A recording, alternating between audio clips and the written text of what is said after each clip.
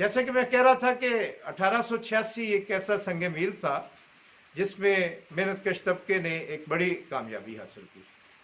जिसको हम यौम मई के नाम से याद करते हैं। आज पूरी दुनिया में यौम मई को एक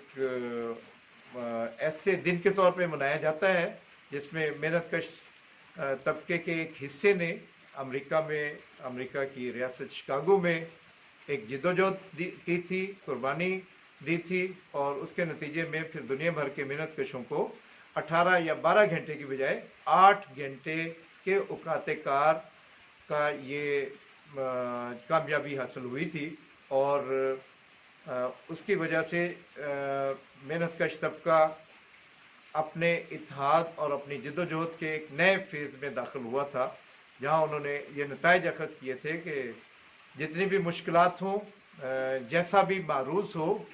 जिस किस्म का भी रियासती जबर हो, सरमायादाराना जबर हो, उससे लड़ा भी जा सकता है और उसे जीता भी जा सकता है। शिकागो में एक सनती जोन जिसमें एक बहुत बड़ा चौक जिसको हे मार्केट कहा जाता था, वहाँ पे मेहनतकशों का एक इज्तिमा हुआ जिसका मेन मुतालबा यही था, दीगर मुतालबात के साथ, कि वर्किंग आवर्स कम किए जाएं, 18 घंटे या 12 घंटे की बजाय 8 घंटे का दिन काम के लिए मुख्तस किया जाए। मजदूर एक जलसा कर रहे थे, मजदूर लीडरशिप स्टेज पे बैठी हुई थी और सामने मेहनतकश थे जिनके हाथों में सफ़ेद परचम थे, जो इस चीज़ की अलामत थे कि वो अपने एहतजाज को, अपने मुतालबात को पुरअमन तरीके से पेश कर रहे हैं और उनकी जदोजहद में कोई वायलेंस नहीं है, किसी किस्म की तशद्दुद नहीं है। लेकिन जलसे के शुरू होने के कुछ ही देर बाद रियासती एजेंटों ने, कहा जाता है कि वो पुलिस के जो खुफिया लोग थे, उन्होंने उस पुरअमन तकरीब को, उस एहतजाजी जलसे को एक खून रेजी में तब्दील कर दिया। जब उन पे जलसा गाह में एक बम फेंका गया, जिस बम के फटने से कई लोग हलाक हो गए और कुछ पुलिस वाले जो वहाँ पे ड्यूटी दे रहे थे वो भी ज़ख्मी हो गए या कुछ मारे भी गए। और फिर यहाँ से एक और नया दर्दनाक मंजर शुरू हुआ कि बजाय इसके कि देखा जाए बम किधर से आया था और किसने फेंका था, पुलिस ने और उन रियासती एजेंटों ने मेहनतकशों पे बरह रास्त गोलियों की बौछार कर दी, जिससे इतना खून बहा कि मेहनतकशों के हाथों में पकड़े हुए सफ़ेद परचम उनके अपने खून में रंगे गए और वो सुर्ख हो गए। इसीलिए आज तक मजदूर तहरीक का जो परचम है वो सुर्ख है। मजदूरों के हाथ में झंडा जब भी होगा सुर्ख होगा, सब या सफ़ेद या नीला पीला झंडा मेहनतकश तबके की तहरीक से कोई ताल्लुक वास्ता नहीं रखता। ये एक नज़रियाती मसला है, ये मेहनतकश तबके की मेरास है।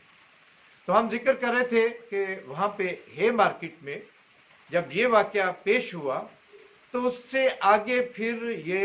अलमिया रुका नहीं। जहाँ एक तरफ मजदूर, बहुत सारे मजदूर शहीद हो गए थे, बेपनाह मजदूर ज़ख्मी हो गए थे, वहीं पे रियासत ने फिर मेहनतकश तबके की जो लीडरशिप थी, जो स्टेज पे बैठे थे, इस कत्लेआम का इल्ज़ाम भी उस पर आयद किया। और हमेशा तबकाती रियासतों में जो अदल इंसाफ के अदारे होते हैं उनका किरदार भी तबकाती होता है। सरमायादारी निज़ाम में ये मुमकिन नहीं है कि कोई अदालत मेहनतकश तबके की हामी हो या उसकी हमायत में कोई फ़ैसला दे। उस केस में भी यही हुआ कि बहुत सारे मज़दूरों को फांसी की सज़ा सुना दी गई जिन पे हमला हुआ था, जो स्टेज पे बैठे हुए थे, जिनके हाथ में ना कोई बम था, ना पिस्तौल था और ना कोई लाठी थी, बल्कि वो उस जलसे में नहते आए थे, पुरअमन थे, सफ़ेद झंडों से आए थे और सिर्फ अपने मुतालबे लेके आए थे। और उसके बाद फिर मेहनतकश तबके में इज़्तिराब बढ़ता गया। उस इज़्तिराब ने और एक जो अमूमी तौर पे समाज में बेचैनी थी, जो इस जुल्म को, इस अन्याय को ایک سیاہ واقعے کے طور پہ تعبیر کر رہے تھے، اس کے پریشر کے تحت پھر کچھ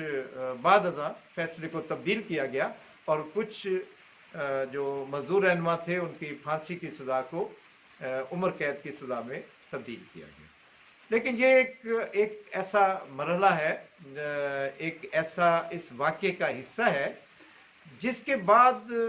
اس حصے کے بعد بہت زیادہ اثرات مرتب ہوئے تاریخ میں۔ ہم اس کا جائزہ لیتے ہیں۔